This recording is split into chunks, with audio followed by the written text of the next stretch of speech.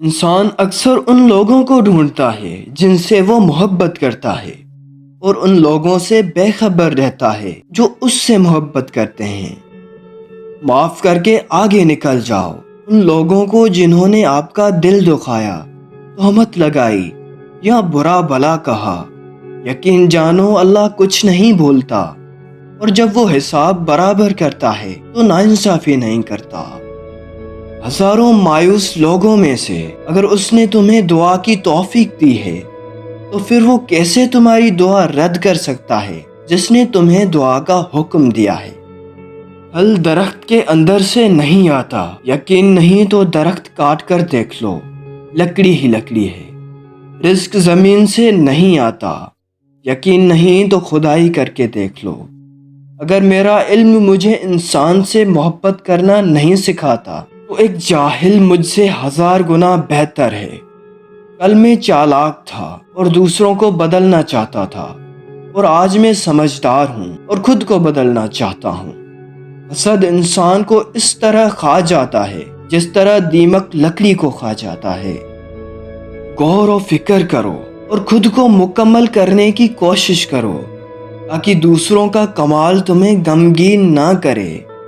جھوٹ کبھی عزت نہیں پاتا، چاہے اس کی پیشانی پر چاند نمودار ہو جائے، اور سچ کبھی ذلیل نہیں ہوتا، چاہے سارا زمانہ اس پر کہے لگائے۔ تمہاری ساری پریشانیاں تمہاری خواہشات کی وجہ سے ہیں۔ خواہشات چھوڑ دو، تمہیں سکون ملے گا۔ اپنی ضروریات کے لیے دوسروں کی طرف مت دیکھو، جس نے تمہیں پیدا کیا ہے وہ تمہاری ضروریات بھی پوری کرے گا۔ جب تم سے کوئی اختلاف کرتا ہے یا تنقید کرتا ہے تو تمہاری دل میں نفرت کی ایک چونٹی جنم لیتی ہے۔ اگر تم نے اس چونٹی کو ایک دم نہیں مارا تو وہ سانپ بن جائے گی۔ ایک موم بتی دوسری موم بتی کو روشن کرتے وقت کبھی اپنی روشنی نہیں کھوتی۔ جو تم خود نہیں جانتے اسے دوسروں کو مت سکھاؤ۔ اللہ جب کسی سے ناراض ہوتا ہے تو اسے پاکیزہ لوگوں کی عیب جوئی میں لگا دیتا ہے۔ اتنا جھوٹ مت بولو کہ لوگوں کا تمہارے سچ سے بھی اعتبار اٹھ جائے۔ علم یہ ہے کہ تمہیں معلوم ہو کہ کیا کہنا ہے، اور حکمت یہ ہے کہ تمہیں معلوم ہو کہ کب کہنا ہے۔ پرندہ جب اڑنے کی ٹھان لے تو ہوا کو راستہ دینا ہی پڑتا ہے۔ معزز بننا چاہتے ہو تو دوسروں کی عزت کرو، کیونکہ یہ کام معزز بندہ ہی کرتا ہے، اور یہی انسانیت کا کمال ہے۔ اللہ تعالیٰ اسے اپنا ولی بنا لیتا ہے جو بندہ 4 کام کرتا ہے: کم کھاتا ہے، کم سوتا ہے، کم بولتا ہے اور لوگوں سے میل جول کم رکھتا ہے۔ زندگی میں 2 لوگوں سے ہمیشہ دور رہنا، ایک مصروف اور دوسرا مغرور، کیونکہ مصروف اپنی مرضی سے بات کرتا ہے اور مغرور اپنے مطلب کے لیے یاد کرتا ہے۔ جو حد سے زیادہ پیار کرتا ہے وہ حد سے زیادہ نفرت بھی کر سکتا ہے، کیونکہ شیشہ جب ٹوٹتا ہے تب وہ خطرناک ہتھیار بن جاتا ہے۔ اگر تمہارے ذہن سے کسی شخص کا خیال نہیں نکل رہا تو اس کا مطلب ہے کہ تم اپنی دعاؤں کا سلسلہ جاری رکھو۔